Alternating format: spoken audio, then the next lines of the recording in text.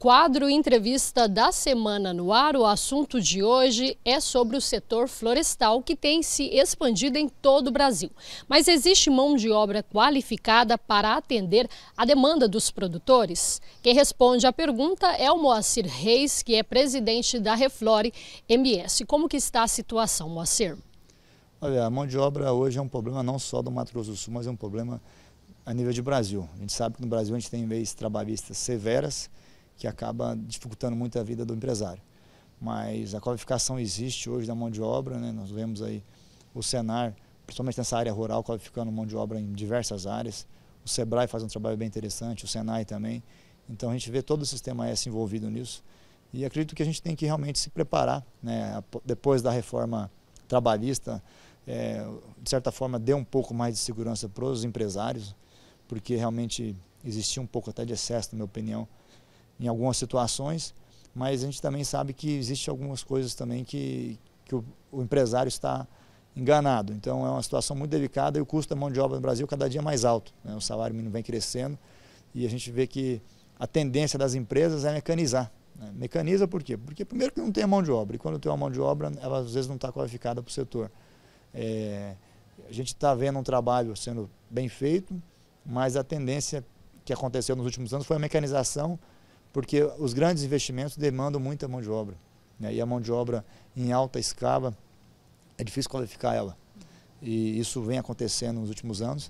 A tendência é que essa mão de obra, ela, com o tempo, ela vai se estabilizar. Existe realmente um desemprego que a gente sabe que vem diminuindo nos últimos anos, mas é a questão da economia, né? É uma questão de economia, isso depende de uma macroeconomia, por questão de mão de obra. Eu entendo que a mão de obra tem que ser qualificada indiferente da economia como está.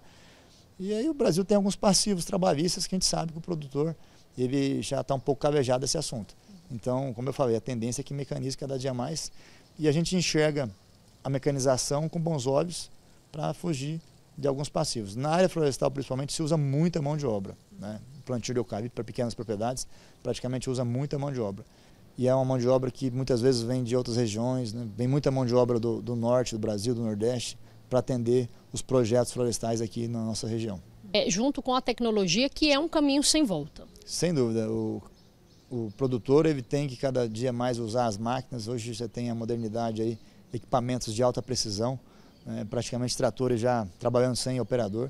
A gente vê aí a exigência de uma mão de obra qualificada, isso que vem a acontecer, e a tendência. Isso está muito ligado à economia, como eu falei, mas também ligado à questão de educação, né? Então a gente sabe que a economia nossa ela gera emprego em muitos momentos sazonais, né? Agora recentemente eu estava vendo uma reportagem no sul do estado para a colheita de maçã, me parece que vai gerar muito emprego, mas aí tem a safra, né? E nessa safra falta mão de obra.